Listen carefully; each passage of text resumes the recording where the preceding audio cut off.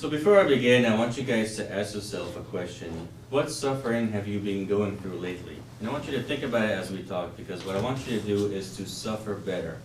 Because the way you suffer as a follower of Yeshua is a testimony to God, one way or another. So today we're going to take a look at Hebrews 2:10, where it was fitting for God, for whom and through whom all things exist, in leading many sons to glory, to perfect through sufferings the initiator of their salvation. Perfect through sufferings the initiator of salvation. What does that mean? Well, we know Yeshua is the initiator of our salvation, but what does it mean for him to be perfected? Was he not already perfect? To understand what it means here, let's take a look at James 2:22. You see that faith was working with his works, and as a result of the works, faith was perfected. So we have an idea here that faith is perfected through works. And so, in Yeshua's case, it wasn't that his faith was incomplete or imperfect in a sinful sense, but rather that it wasn't demonstrated. And so, to understand this better, I want you to think about a large ship that's perfectly designed, maybe even think unsinkable, but don't think Titanic, right? But there's only one problem. The ship is in dry dock. It's not in the water.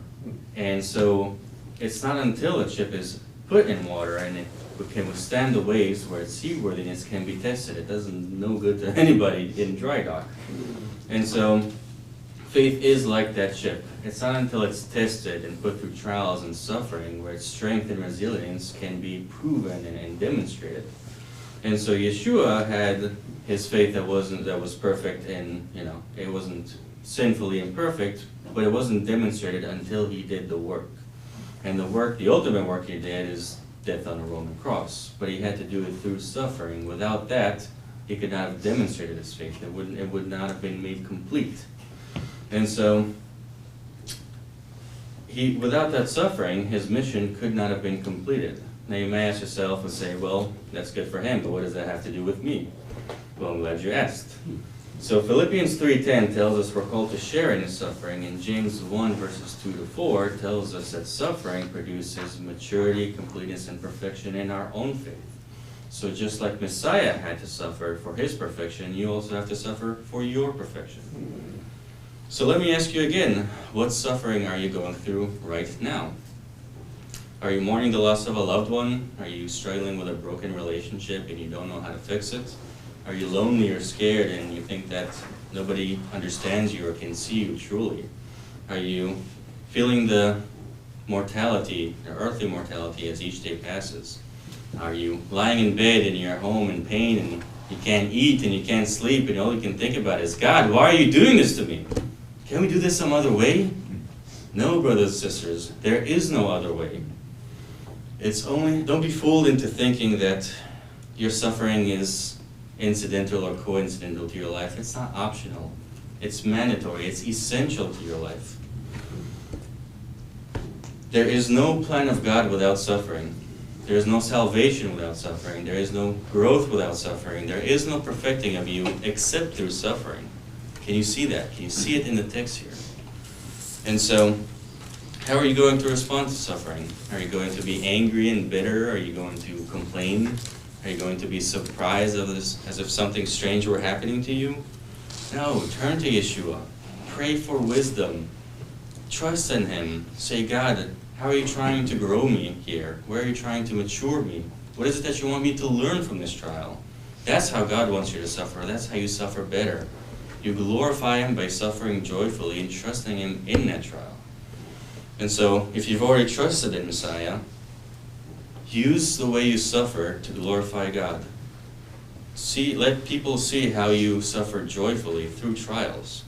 And if there's anybody here or watching online that has yet to put their trust in Yeshua, I want you to hear this as well. Your suffering is not meaningless either. There is meaning to it, and its meaning is found in Messiah. Turn to him. Turn to the one who suffered and died for you. Trust in him now. Now is the day of salvation. Don't wait another moment before you resolve this question in your head. Stop wasting your time. Don't wait until tomorrow, because tomorrow may never come. Don't even wait until you get home, because today might just be the day you don't get to go home. Put your trust in him now. Turn to Yeshua and know that your suffering, well, not optional, it's mandatory. It's also not in vain. It has purpose. Your perfection. For it is fitting for God, for whom and through whom all things exist, in leading you to glory, to perfect you through suffering.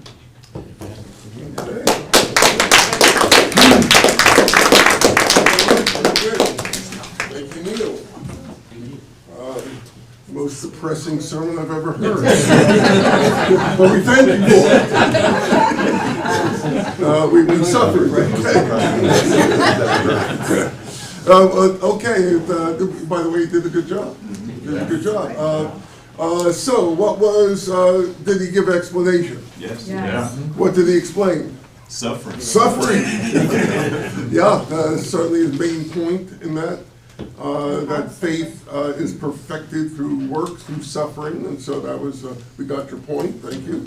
Was there illustration? Yes. Dry dock. The old dry dock, yeah, not much happening in dry dock. Okay, and in regards to application, was there applications? Yes. A couple times, yeah. Oh, there was, but can you name one?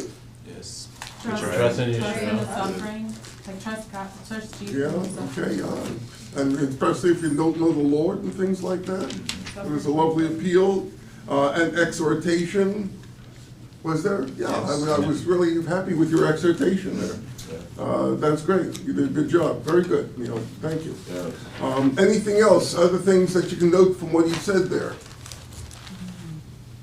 I would say that in regards to our perfection, we usually use the word maturity because we're growing into Messiah when we think about it.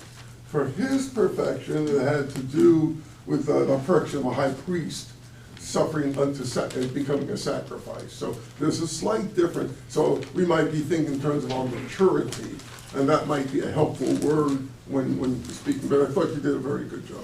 Very good. Okay, very good. Anything else, people? No? Great delivery. Yeah. Very good preparation. Uh-huh. Good preparation, good delivery. Yeah. You made good eye contact throughout. Yeah. Worked at eye contact, it was very important. Yeah, did a lot of good things there. Great, very good. Okay, next.